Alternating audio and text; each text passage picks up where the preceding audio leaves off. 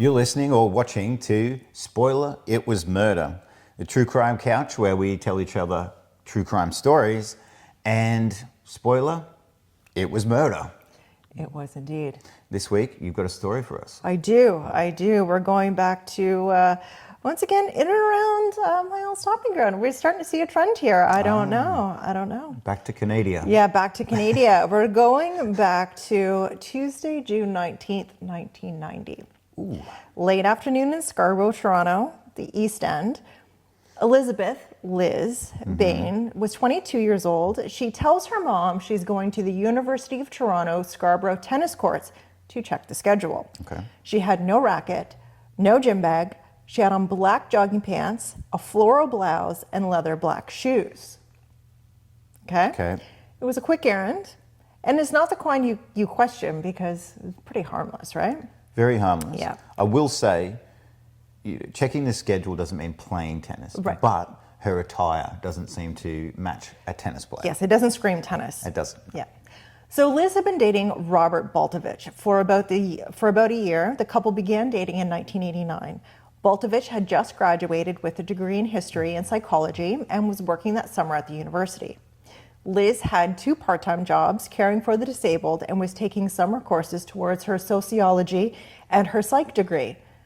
And she honestly thought they would get married one day. Oh. She was known as the sweet and shy hard worker in and out of school. At around 6:45 that night of June 19th, 1990, Robert Baltovich was on campus. He was going for a workout at the gym.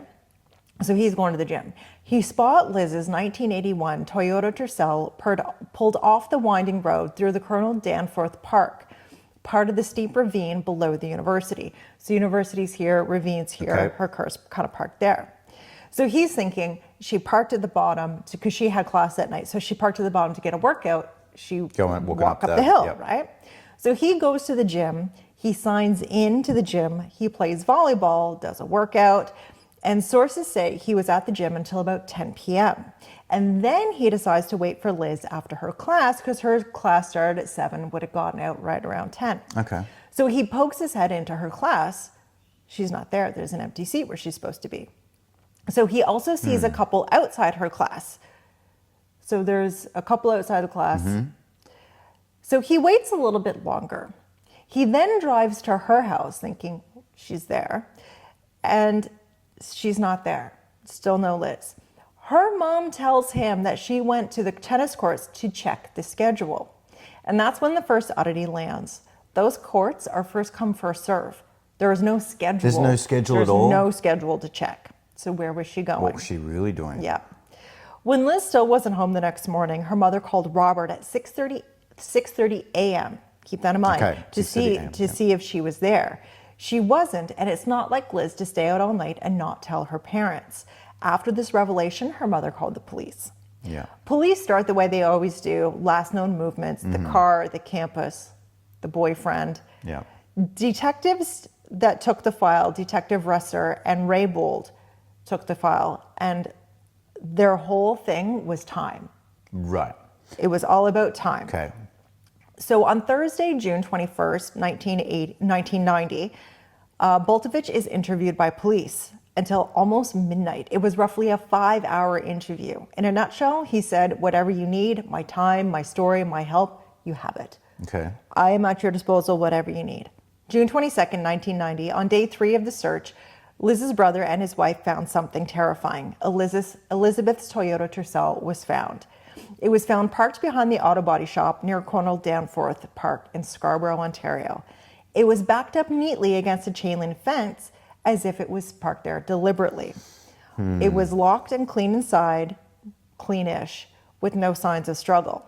It contained a pool of blood in the rear passenger side footwell, later confirmed to be Elizabeth's. Oh, wow. So when I say cleanish, Yeah. And a pack of Demorier light cigarettes. Robert didn't smoke and he hated it, and Liz rarely smoked at all. The mass search began for Elizabeth, and detectives focused on Baltovich as the jealous boyfriend who killed Bain between 5:40 p.m. and 7 p.m., hid her body in bright daylight, and shifted the car days later.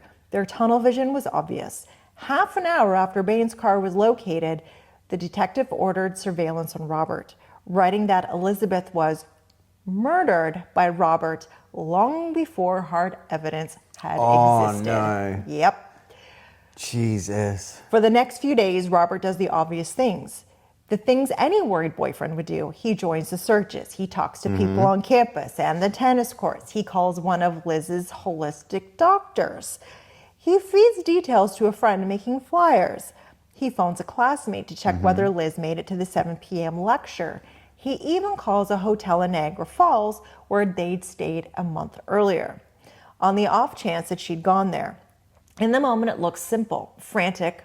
It looked like simple, like frantic motion. Like normal things that like a boyfriend would do, right? Yeah, just grasping at any straw. Yeah. Later, police and prosecutors will frame it as choreography. On one side, a few detectives shrugged, worried people do busy things. On the other, the working theory tightened.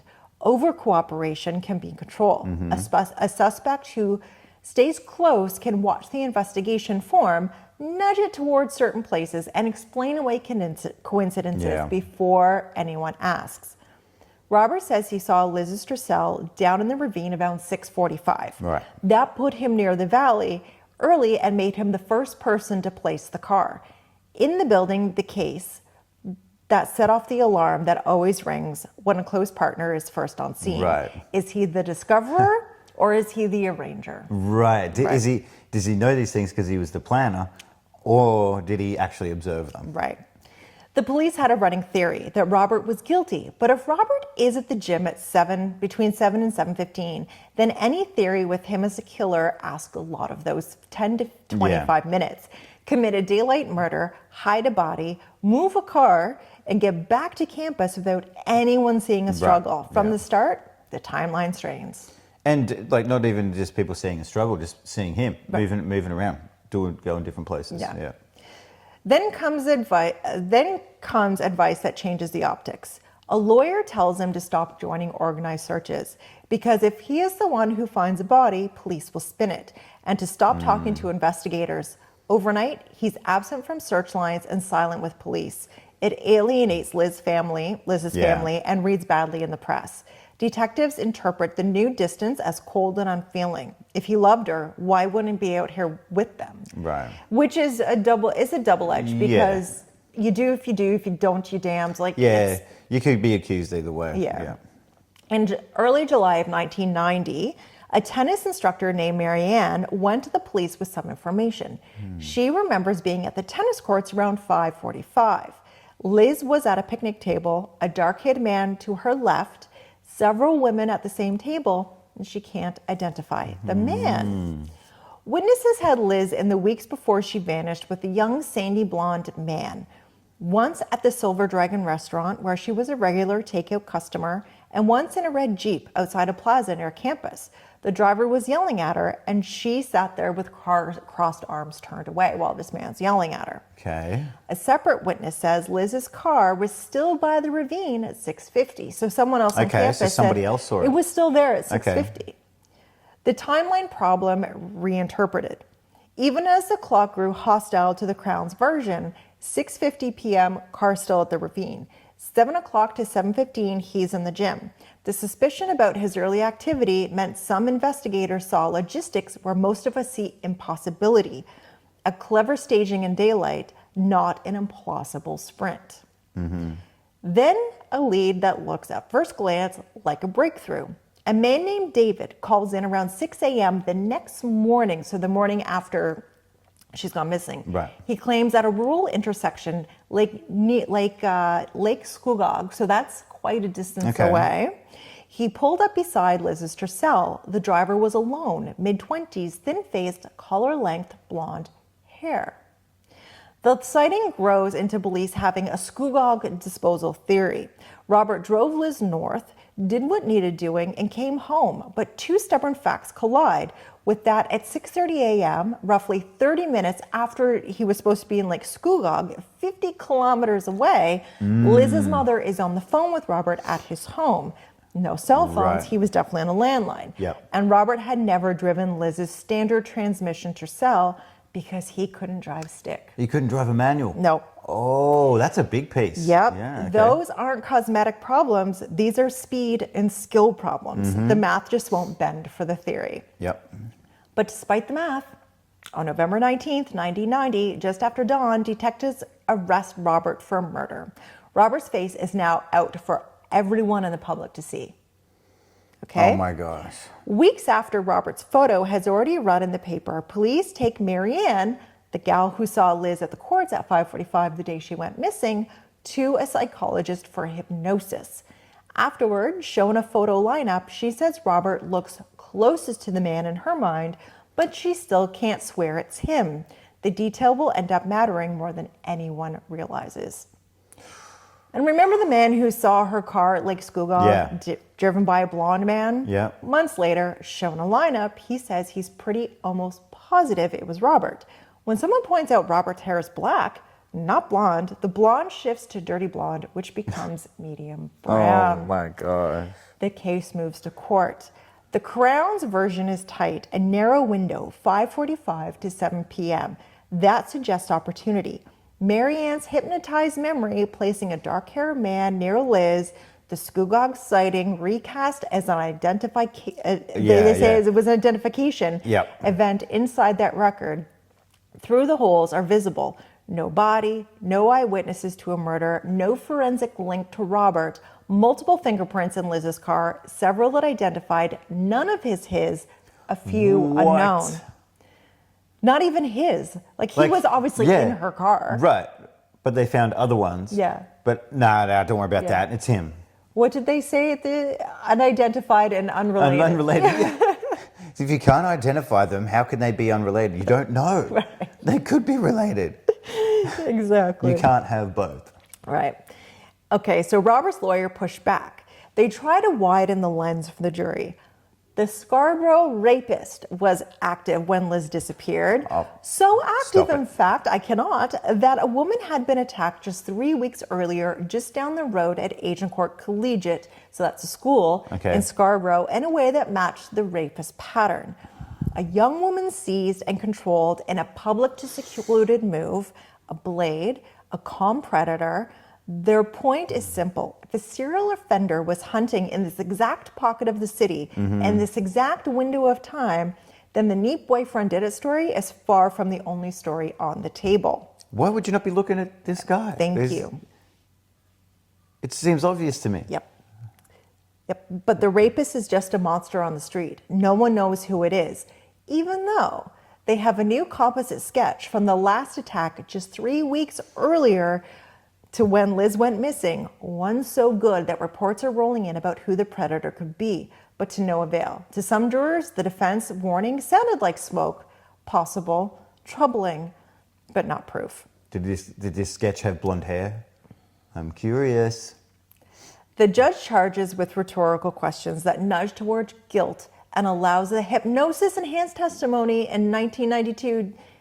The jury convicts. Oh, no. With no body and another person roaming the streets, causing harm to women, they convict. So he's convicted basically on a guess? Yes. Because they're just guessing that he could do all these things? Yes. They don't have evidence to show he did all of these things. Yep. They're just guessing. Yep. Far out. Guilty, second-degree murder. Wow. Yep. Robert immediately appeals. He also asks for bail while the appeal is pending. A judge, Justice Goodman, turns him down, saying that the appeal should be heard within 6 months. He didn't see it as an undue delay. 6 months pass, then a year, then years. 8 years. 8 years? No hearing. No appeal here. 8 years? Yep.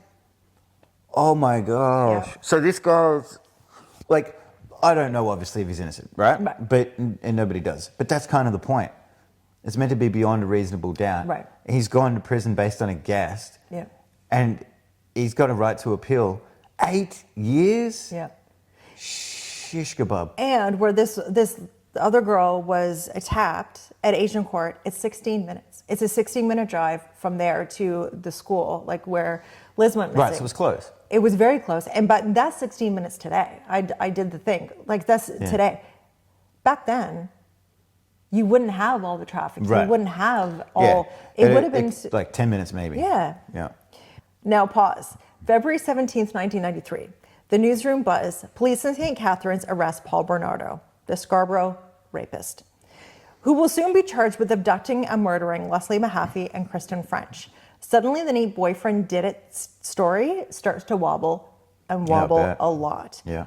Where Bernardo was around June 1990. In June 1990, Bernardo's world was still intersected with Scarborough. So he was living in St. Catharines, and it's not impossible to get there pretty quickly from Scarborough to St. Catharines. Witnesses had Liz in the weeks before she vanished with a young son, sandy blonde man. Once at the Silver Dragon restaurant, where she was a regular, and once in a red Jeep outside the plaza. Bernardo had ties to Lake Scugog. He'd canoed and fished there as a boy and spent some time there in the spring of 1990, including meals at a local chicken restaurant, a witness later linked to the hours after Liz vanished. He also habitually reversed into parking spots, the way Liz's Tercel was found. Okay, that doesn't mean anything because you back into spaces and I do not, because I can't. Shh, don't tell anyone.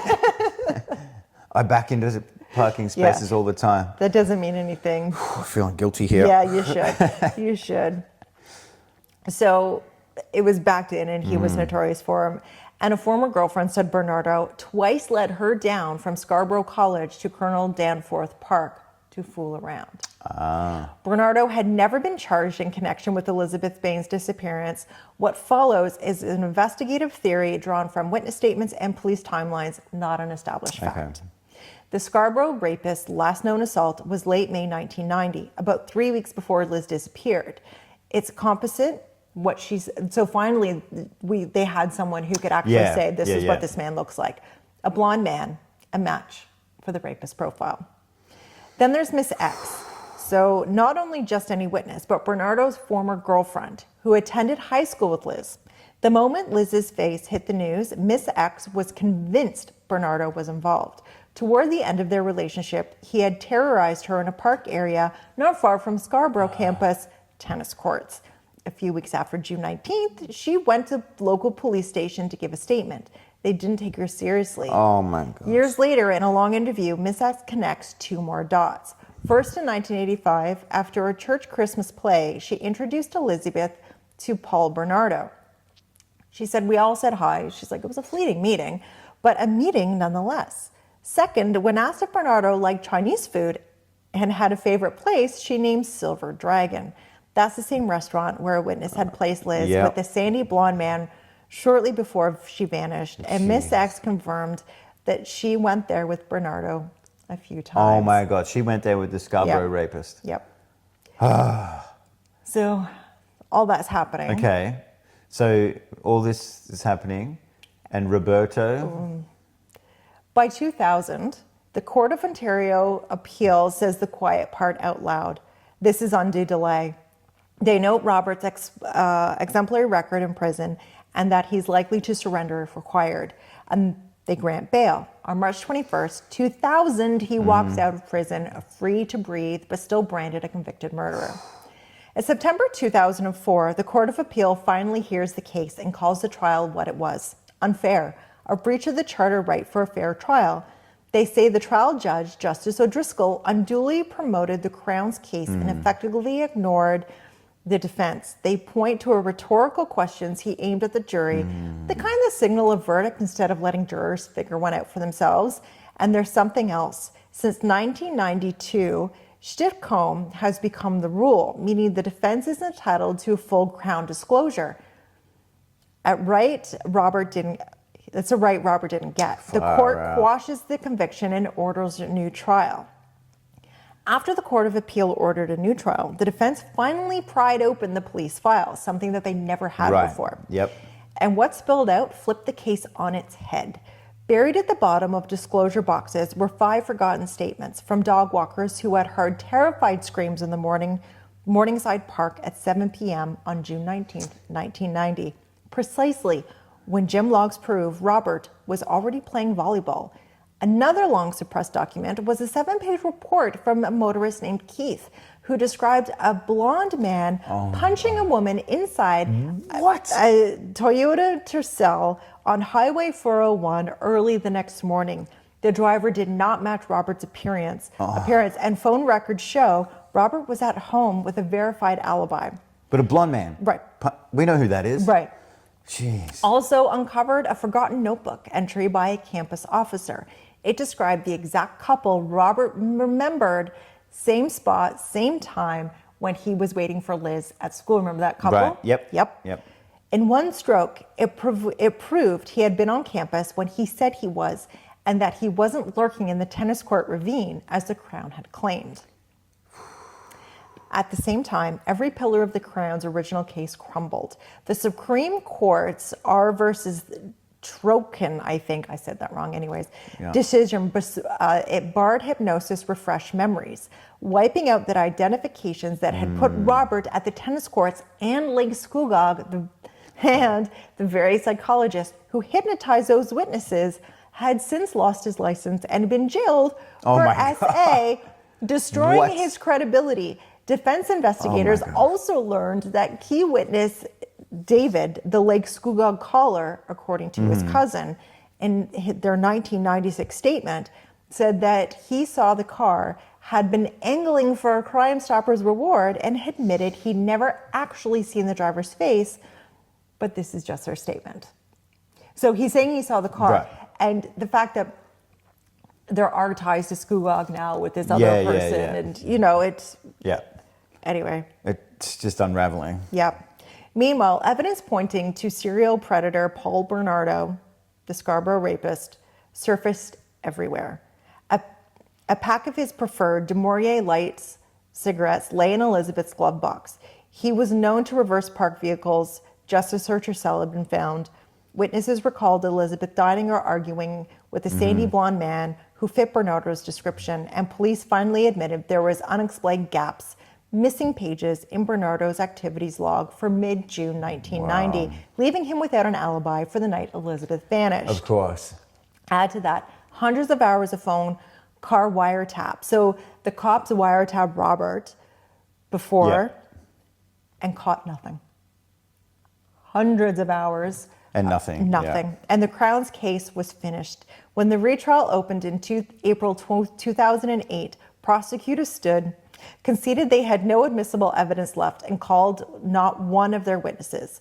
A week later, the judge directed the jury to acquit, ending the 16-year saga that revealed not just a wrongful conviction, but how tunnel vision and withheld evidence can lead to the real danger walking free. And why did the Crown have nothing more to add? A year before the acquittal, on June 7th, 2007, Toronto police had a very interesting chat with the Scarborough rapist. Paul Bernardo, or Paul Teal, he goes by Paul Teal now. Anyway, this douche canoe was in jail. He was at the, he was at the Kingston Penitentiary. So that pen is no longer active. They've moved him to Montreal now, but he was in the Kingston Pen. So he was sitting there serving a life sentence. And I need to emphasize, with the possibility of parole. Okay. So a chance of getting out. Yeah, for first-degree murder of 2 young girls, amongst other things. So the detectives drive to the Kingston Pen, and they put the question to Paul Bernardo on camera. Did you have anything to do with the disappearance of Elizabeth Bain? It's a sex crimes unit sit down. It's measured, it's professional, and it's all on video. Bernardo talks at length, circling around with disclaimers and tangents, and denies involvement. The tape later becomes public. Anyone can go see that now. Reporters describe his ramblings, evasive style, and his focus on side issues, everything but a straight answer. And it really is. When they asked him, he said something, I don't quote me on this, is like, oh, it's a double-edged sword, or you're opening up a door. And he actually says, this is a 25-year life if... Right. Because now he has the possibility of parole. So he's thinking about what could the consequences be. Yeah. The interview does not solve the case, but it fixes on one point with certainty. Police asked him, he said no, which is true. And they even asked him for a polygraph. And when they asked him for a polygraph, he said, well, have you polygraphed my ex-wife? Did you polygraph Carla? And it's like, wait, we're not here to talk about Carla. We're here to talk about where were you on this moment? What were you doing? He always had a way to divert the attention. It's a fascinating watch, and I highly, if you're interested, go see. Again, Paul Bernardo has not been charged with the murder of Elizabeth. So where does this leave us? If you have to draw the cleanest line, no body, she's still never been found. Right, No okay. body, no eyewitnesses to a murder, no forensic tie to Robert, several prints in Liz's car, none his, some unknown but not relevant, a compressed window on June 19th that asks for implausible speed and stealth in public. Right. A key sighting that changes hair color and collides with the 6:30 a.m. home phone call and a stick shift problem. Yeah. Surveillance that caught nothing incriminating. Undisclosed statements, the Highway 401 altercation, the Morningside Park screams, and an alternative offender picture, Bernardo's patterns, places, habits, or social orbit that sit squarely in Liz's last known world. Right. Bernardo denied any involvement. So, 4 p.m., Liz leaves home to check the schedule that doesn't exist. 6:45, her car's at the ravine. 7 o'clock, she's an empty seat. Never to be seen again. Wow. Ever. Wow.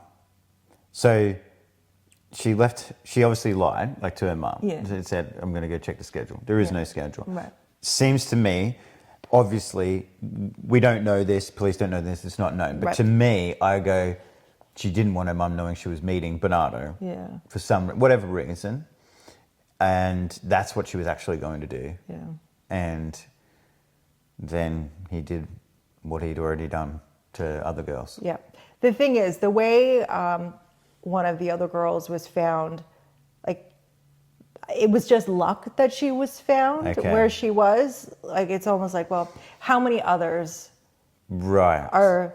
Oh, so many. There must be. These are just the ones that people know about. I'm not saying Bernardo did it. I'm just saying that this douche canoe was very close in and around the area, and Yeah.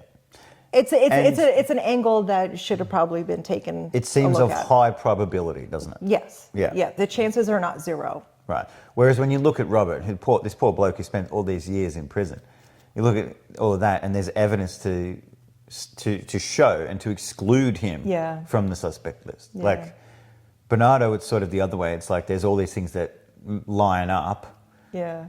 without something completely like tangible. But with the guy who actually spent time in prison for this crime, there's things that immediately exclude him from it. Yeah. It's crazy. Like, at least, like, even if Bernardo didn't do it, at least look at it. Give it some. Right. And I don't know if a lie detector was ever done for him for that. I don't know. They did ask him if he would take one, and he diverted next thing it you to know, we're someone talking else. about completely something else. Yeah. Anyway. Crazy. He did go on a tangent about how the press was calling him a liar. And he was like, yeah, I lied at the beginning. He's like, but I'm not lying now. And the thing is, he knew why they were coming to talk to him. Classic. Yeah, he knew. Classic. So Oh, no, believe me now. Like, don't worry about before. Yeah. But now. it's irrelevant. Yeah. It's a dead end. So Wow, yeah, that was a good one. Unfortunately, her friends and family will never know, and that's the shame. Wow. They'll never ever know. That's because sad. they had the tunnel vision. So sad. Yeah. Thank you. That was a really interesting one, though. Thank you. Wow. It seems to just get more and more interesting every week. Mm-hmm. Well, thanks everyone for tuning in, and thank you for the story. Thank you. I guess we'll see you next time.